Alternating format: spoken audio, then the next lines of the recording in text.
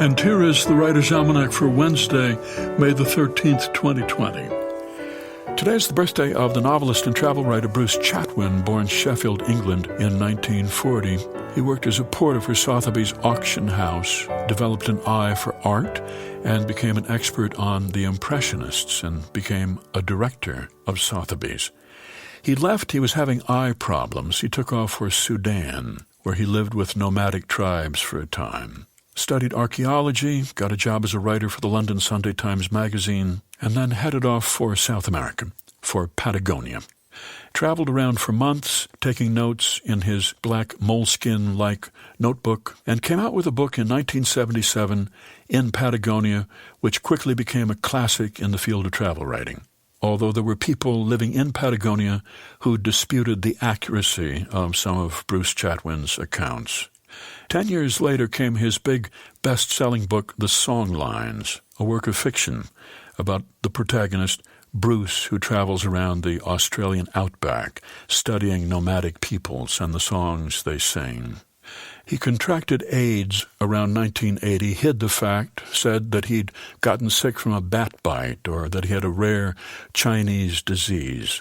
Toward the end of his life, he and his wife moved to the south of France, where he died at the age of 48. Bruce Chatwin, the author of On the Black Hill, What Am I Doing Here, and Anatomy of Restlessness. It was on this day in 1373 the mystic Julian of Norwich received the last of her divine visions. She was 31 years old. She was a female hermit, an anchoress, lived alone, not in a community, as a nun.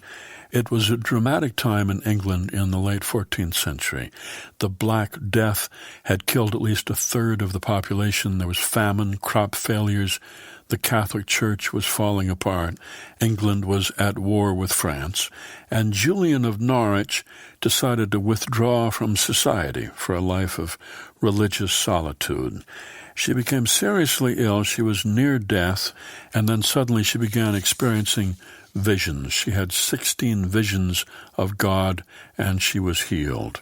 These visions went into her book, Revelations of Divine Love, one of the first books written by a woman in English. She wrote, "So I understood our sensuality is founded in nature, in mercy and in grace. And this foundation enables us to receive gifts which lead us to endless life. For I saw very surely that our substance is in God, and I also saw that God is in our sensuality. For God is never out of the soul, in which he will dwell blessedly without end." It was on this day in 1940 Winston Churchill gave his first speech as Prime Minister to the House of Commons. He'd taken over as Prime Minister 3 days earlier. He gave the speech in which he said, "I have nothing to offer but blood, toil, tears, and sweat. We have before us an ordeal of the most grievous kind. We have before us many, many long months of struggle and of suffering. You ask, what is our aim? I can answer in one word, it is victory. Victory at all costs, victory in spite of all terror, victory however long and hard the road may be. For without victory there is no survival." Here's a poem by Jonathan Green, Against Speed. To be anywhere, you have to speed down and walk slowly to know intimately just your small plot of earth that was given to you by luck and divine chance.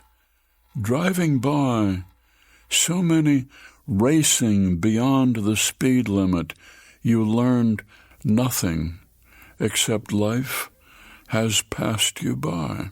A poem by Jonathan Green, Against Speed, from his collection Afloat, published by Broadstone Books and used by permission here on the Writer's Almanac. Be well, do good work, and keep in touch.